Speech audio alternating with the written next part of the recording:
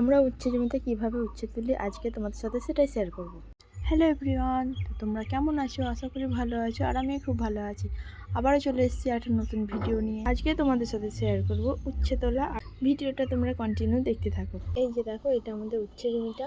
এই যে দেখো বন্ধুরা, মাছেরা কত সুন্দর ঝেপেছে, তাই না? আর এই যে দেখো আমি কিভাবে উচ্ছে কাটি, তোমরা দেখতে থাকো ভিডিওটা।